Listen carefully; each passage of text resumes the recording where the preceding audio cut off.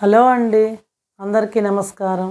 మనం కార్తీక మాసం 10వ రోజులోనికి వచ్చేసాం. ఈ 10వ రోజు అంటే మనకంటే ఏకాదశి ఉపవాసం యొక్క ప్రారంభం అనేటువంటిది దశమి తిథితోటే ప్రారంభమవుతుంది. మనం చెప్పుకుంటున్నాం కదా, ప్రతి నెలలో 2 ఏకాదశులు వస్తాయి. ఒక్కొక్క ఏకాదశిని గురించి ప్రత్యేకంగా చెప్పుకుంటూ వస్తున్నాం మనం. అదేవిధంగా ఈరోజు కూడా మనం దశమి తిథితోటి ఆ రోజు ఏకభుక్తం మాత్రమే చేయాలన్నమాట.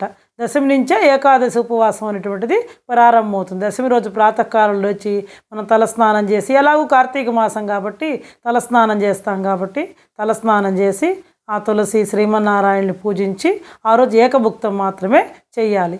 మిగతా విషయాల్ని మనం తర్వాత చర్చించుకుందాం. ఏకాదశి ఉపవాసం అంటే మీకు అందరికీ కూడా తెలిసిందే, ప్రతి నెల మనం చెప్పుకుంటూ వస్తున్నాం. ఈ ఏకాదశి ఇంకా చాలా విశిష్టమైనటువంటిది అనమాట. మొత్తం 24 ఏకాదశులు ఉన్నాయి. వాటిల్లో ఒక 3-4 ఏకాదశులు చాలా విశిష్టమైనటువంటివి, చాలా పుణ్యప్రదమైనటువంటివి. వాటిల్లో ఈ కార్తీక శుద్ధ ఏకాదశి కూడా చాలా పుణ్యప్రదమైనటువంటిది. దీనికి ఉత్తాన ఏకాదశి అని చెప్పి కూడా పేరు అనమాట. అంటే శ్రీ మహావిష్ణువు ఆషాఢ శుద్ధ ఏకాదశి రోజున శేషపాన్ మీద పవళించి ఈరోజు ఆయన యోగ నిద్ర నుంచి మేలుకొంటాడు. కాబట్టి ఈ ఏకాదశి కూడా చాలా పరమ పవిత్రమైనటువంటిది. కాబట్టి ఆ ఏకాదశి ఉపవాసానికి ప్రారంభం అనేటువంటిది దశమి తిథి నుంచే ప్రారంభమవుతుందండి.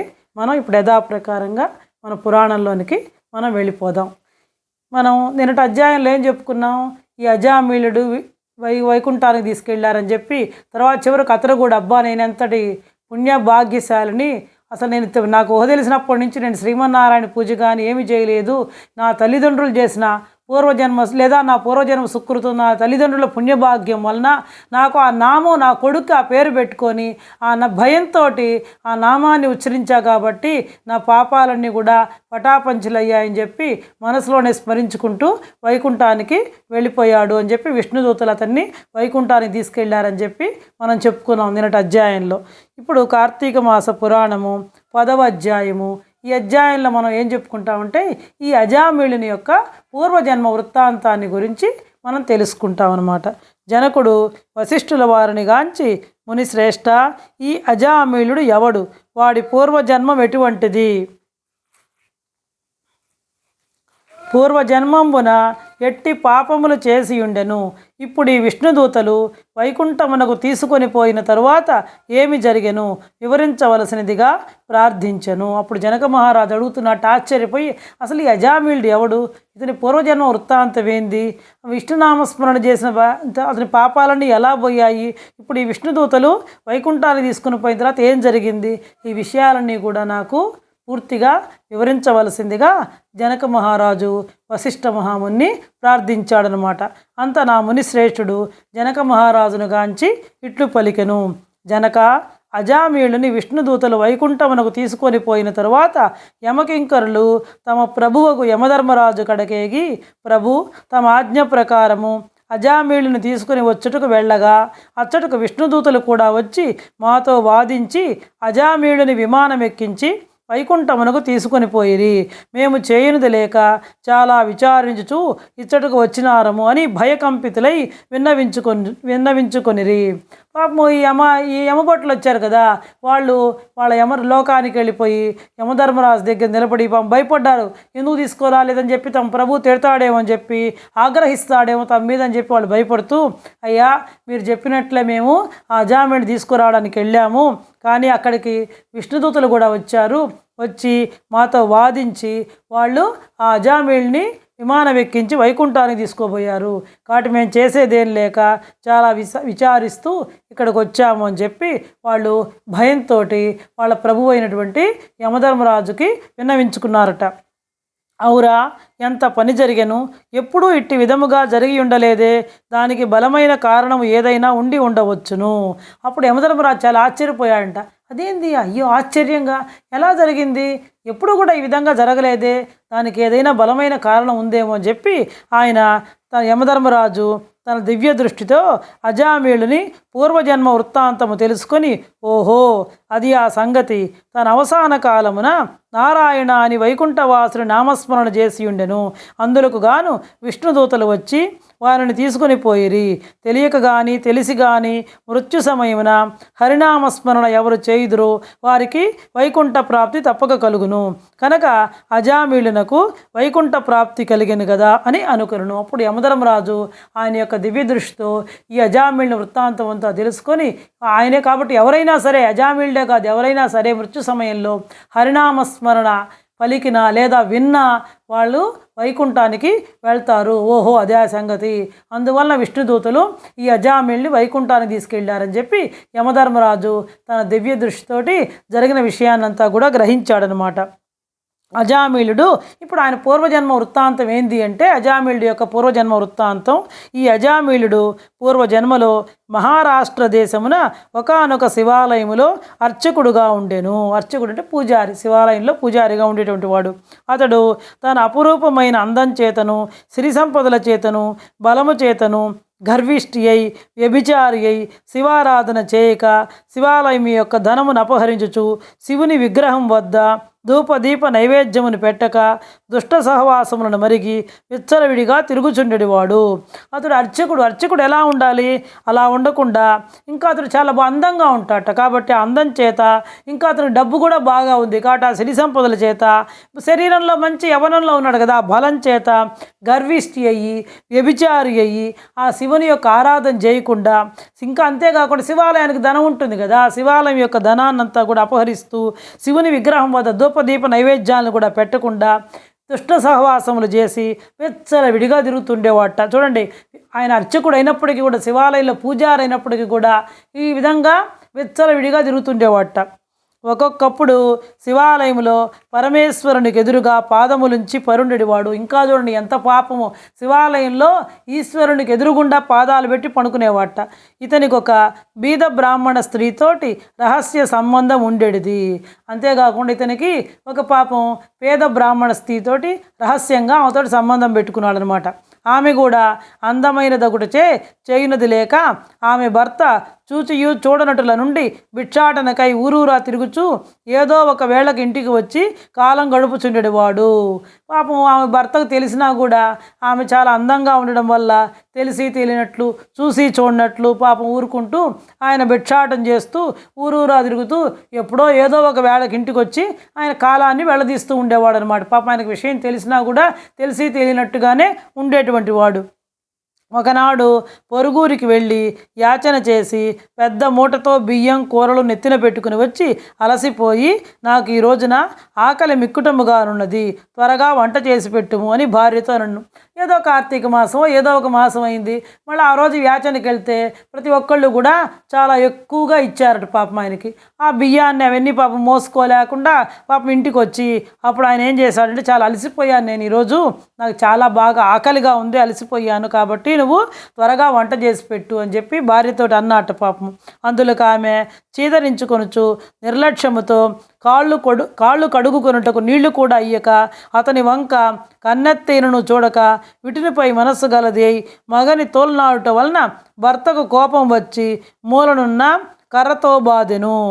అప్పుడు ఆమె ఏంటంటే పాపం అన్నం వండి పెట్టు అని చెప్పి ఆయన అడిగితే అప్పుడు ఆమె తిరస్కారంగా చేదరించుకొంచు నిర్లక్ష్యంతో ఆయన వైపు అసహ్యంగా చూస్తూ, అయ్యో తిరిగి వచ్చాడే, కాళ్ళు కడుక్కోవడానికి నీళ్ళు ఇవ్వడం కానీ మంచినీళ్ళు ఇవ్వడం కానీ అలాంటివి ఏం చేయకుండా అతని వంక అసలు అతను చెప్తే కూడా కన్నెత్తి కూడా చూడకుండా ఆమెకు మనసంతా ఆ విటిని మీద ఉంది, ఆ పూజారి మీద ఉంది. కాబట్టి దాని భర్తను ఇంకా నిందిస్తూ ఉంది పైగా. అప్పుడు ఆయనకు భర్త కోపం వచ్చి ఆ మూల ఉండేటువంటి కర్రతోటి బాధేట ఆయన. అంతా ఆమె భర్త నుండి చేతి కర్ర లాక్కొని భర్తను రెండింతలు కొట్టి బయటకు త్రోసి తలుపులు మూసివేసెను. దాంతో ఏదో ఆయన కోపంతో దెబ్బ కొడితే ఆమె ఆ భర్త చేతిలో ఉండే కర్రను లాక్కొని భర్త ఒక దెబ్బ కొడితే ఈమె 4 దెబ్బలు కొట్టి, అంతేకాకుండా ఆయన బయటకు త్రోసేసి తలుపులు వేసేసిందిట పాపం. ఇతడు చేయనది లేక భార్యపై విసుగు జనించడం వలన ఇక ఇంటి ముఖము పట్టరాదని తలపోసి దేశాటనకు వెడలిపోయిను. ఇంకా ఆయన కూడా విరక్తి పుట్టింది. ఇన్నాళ్ళు కూడా పాప తెలిసినా కూడా ఆమె చాలా అందగత్తి అని చెప్పి ఆమె మీద ఉండేటువంటి మోహంతో తెలిసి తెలియనట్లు చూసి చూడనట్టు ఊరుకున్నాడు. ఎప్పుడైతే ఈరోజు ఆయనకి పాపం తిరిగి అంత బియ్యం మూటను తీసుకొని వచ్చి పాపం చాలామంది ఆయనకి ఈరోజు ఇచ్చారనమాట. ఏదో పుణ్య విశేషం కొద్దీ చాలామంది ఆయనకు దానం ఇచ్చారు. పాపం అవి తీసుకొచ్చి నాకు బాగా ఆకలిగా ఉంది, అన్నం వండి పెట్టు అంటే ఆమె అన్నం వండి పెట్టకుండా కాళ్ళు కూడా నీళ్ళు ఇవ్వకుండా మంచినీళ్ళు కూడా ఇవ్వకుండా పైగా చేతనించుకొని ఆయన్ని తిట్టేటప్పటికి పాపం ఎవరికైనా కోపం రాదా? పాపం ఎండలు అలసిపోయి వచ్చాడు కదా. ఆయన ఆ మూల ఉండేటువంటి కర్ర తీసుకొని ఒక బాధేటప్పటికి ఈమె ఇంకా కోపంతో ఆ కర్రను తీసుకొని ఆయన 4 గింతలు కొట్టి పైగా బయటికి దోసేసి తలుపులు కూడా వేసేసుకుందిట. అతనికి కూడా చివరికి విరక్తి కలిగి ఆమె మీద విసుగుబుట్టి వెళ్ళిపోయాట, దేశాటనికి వెళ్ళిపోయాట. భర్త ఇంటి నుండి వెడలిపోయింది కదా అని సంతోషించి ఆమె ఆ రాత్రి బాగా ముస్తాబై వీధి అరుగుపై కూర్చుండి ఉండగా ఒక చాకలివాడు ఆ దారిని పోవుచుండెను. ఆమె భర్త అడ్డం కూడా పోయింది కదా అని చెప్పేసి ఆమె చాలా సంతోషించి ఆమె ఆ రాత్రి చాలా అందంగా ముస్తాబై ఆ వీధి అరుగు మీద కూర్చొని ఉంటే ఆ దారిలో ఒక చాకలివాడు పోతున్నట్ట. ఆమె అతన్ని పిలిచి, ఓయి నీవు ఈ రాత్రి నాతో రతిక్రీడ సలుపుటకు రమ్మని కోరును. చూడండి ఎంత దిగజారిపోయిందో. చాకలివాడు పోతుంటే అతన్ని వచ్చింది నా కామవాంచి తీర్చని కోరిందిట. అంత నా చాకలి తల్లి నీవు బ్రాహ్మణ పడతవి, నేను నీచ కులస్తుడను, చాకలివాడిని, మీరు ఈ విధముగా పిలుచుట యుక్తము కాదు, నేనిట్టి పాపపు పని చేయజాలను అని బుద్ధి చెప్పి వడలిపోయిను. చూడండి కులంతో సంబంధం ఏముంది? ఈమె బ్రాహ్మణ స్త్రీ అయినప్పటికీ కూడా చాకలివాడిని పిలిచి తన యొక్క కామవాంచి తీర్చమని కోరితే ఆ చాకలివాడు చూడండి ఎంత జ్ఞానమో. అంతే కదండి, జ్ఞానం ఉండబట్టి అతను ఏం చెప్పాడు? అమ్మా నువ్వు బ్రాహ్మణ స్త్రీవమ్మా తల్లి, నేను నీకంటే తక్కువ జాతి వాడిని, చాకలి వాడిని, మీరు ఈ విధంగా నన్ను పిలిచడం అనేటువంటిది సమంజసం కాదు. మీరు చేశారేమో కానీ నేను ఇలాంటి పాప పని మీతో చేయజాలను అని ఆమెకు బుద్ధులు చెప్పి వడలిపోయాట. చూడండి జ్ఞానం అనేది ఎవరికైనా ఉండొచ్చు. ఆమె ఆ చాకలివాని అమాయకత్వానికి లోలోన నవ్వుకొని అచ్చటి నుండి బయలుదేరి ఆ గ్రామ శివార్చకుని కడకేగి తన కామవాంఛ తీర్చమని పరిపరి విధముల బ్రతిమాలి ఆ రాత్రంతయు అతనితో గడిపి ఉదయాన్నే ఇంటికి వచ్చింది. చూడండి ఎంత దిగజారిపోయిందో. ఇంకా చివరికి అక్కడికి వెళ్ళింది. ఎక్కడికి? ఆ శివాలయం పూజారి దగ్గరికి అనమాట. వెళ్ళి అతనితో ఆ రాత్రంతా కూడా విచ్చలవిడిగా సంచరించి ఆ రాత్రంతా అతనితో ఉండి ఉదయాన్నే ఇంటికి వచ్చిందిట. అప్పటికి ఆమెకు జ్ఞానోదయం అయింది. చాకలివాడు చెప్పిన మాటలు ఇప్పుడు ఎక్కాయి తలకి. అయ్యో నేనెంతటి పాపమునకు ఒడిగట్టి తిని అగ్నిసాక్షిగా పెండ్లాడిన భర్తను ఇంటి నుండి వెడలగొట్టి క్షణికమైన కామవాంఛకు లోనై మహాపరాధము చేసి తిని అని పశ్చాత్తాపముంది ఒక కూలివారిని పిలిపించి కొంత ధనమిచ్చి తన భర్తను వెదకి తీసుకుని రావాల్సిందిగా పంపెను. పాప మా చాకలివాడు చెప్పినప్పుడు ఎక్కలా. ఇంకా ఆమె అక్కడికి ఆ శివాలయం పూజారి దగ్గరికి పోయి ఆయనతోటి కామోప భోగాలు అనుభవించేటప్పటికి తెల్లవారేటప్పటికి పాపం ఆమెకు జ్ఞానోదయం అయింది. అప్పుడు ఇంటికి వచ్చి నేనంత పాపిష్ఠురాలని, క్షణికమైనటువంటి కామవాంఛకులోనై చేయకూడనటువంటి పనులన్నీ కూడా చేశాను.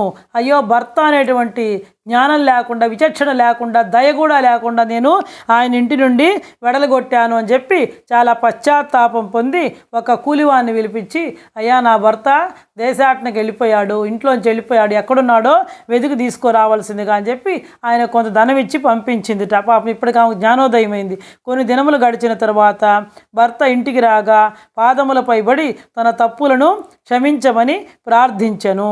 అప్పటి నుండి ఆమె మంచి నడవడికను అవలంబించి భర్త అనురాగమునకు పాత్రురాలయ్యను. కొద్ది రోజులైన తర్వాత పాపము ఆ భర్త ఇంటికి వచ్చేటప్పటికి ఈమె ఆయన పాదాలపై పడి తన తప్పుల్ని క్షమించమని ప్రార్థించిందిట.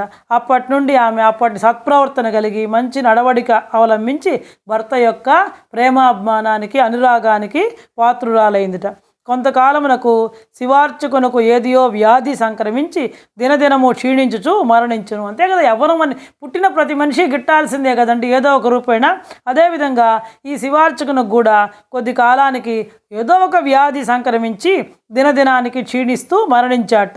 అతడు రౌరవాది నరక కూపమున బడి నానా బాధలు పొంది మరలా నరజన్మమెత్తి సత్యవ్రతుండను బ్రాహ్మణోత్తమునకు కుమారుడై కార్తీక మాసమున నదీ స్నానము చేసి దేవతా దర్శనము చేసియునుట వలన 7 జన్మముల పాపములు నశించుట చేత అజామీల్డై పుట్టెను.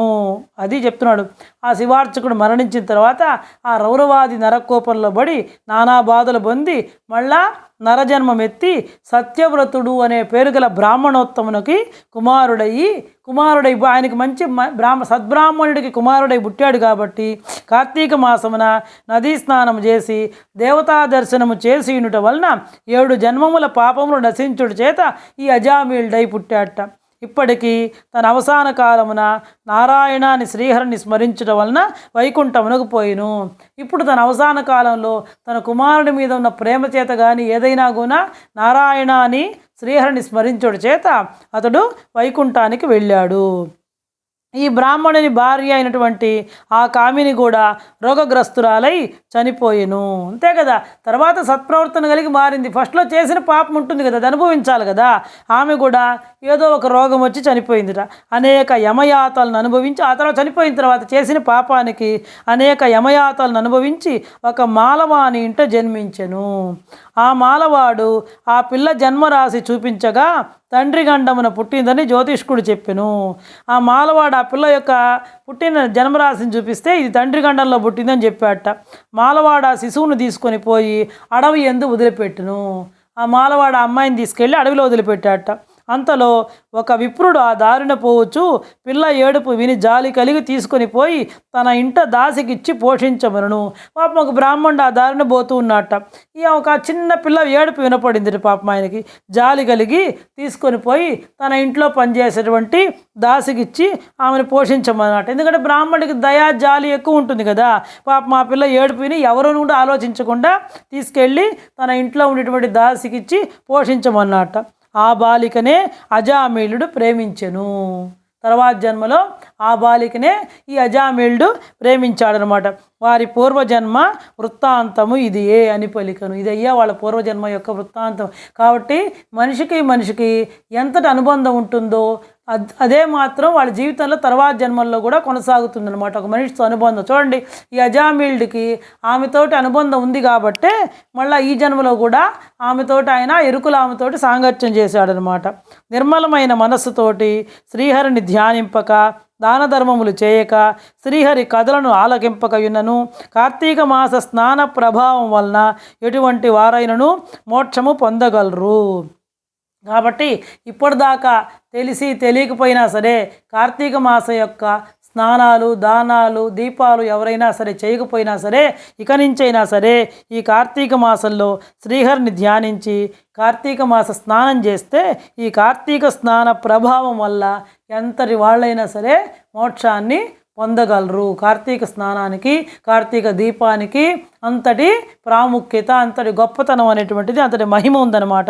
కాన కార్తీక మాసమునందు వ్రతములు పురాణ శ్రవణములు చేసిన వారు ఇహపర సుఖములు పొందగలరు.